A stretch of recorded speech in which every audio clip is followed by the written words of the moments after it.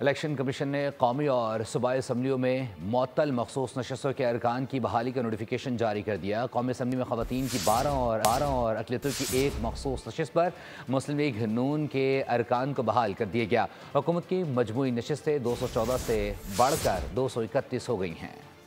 Supreme court का फैसला, election commission in action, मखसूस नशस्तों के मुअत्तल अरकान बहाल। इलेक्शन कमीशन ने कौमी और सूबाई असम्बलियों में मुअत्तल मखसूस नशस्तों के अरकान की बहाली का नोटिफिकेशन जारी कर दिया।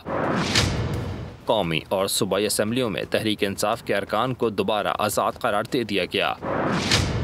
कौमी असम्बली में खैबर पख्तूनख्वा से ख़वातीन की 5 मखसूस नशस्तें बहाल। कौमी असम्बली में मुस्लिम लीग नून और पीपल्स पार्टी को खैबर पख्तूनख्वा से 2 नशस्तें मिल गईं। पंजाब से कौमी असम्बली में 11 मखसूस नशस्तें बहाल कर दी गईं, 10 नून लीग को मिल गईं। पंजाब असम्बली में ख़वातीन की 24 नशस्तें बहाल कर दी गईं, 21 नून लीग को मिल गईं।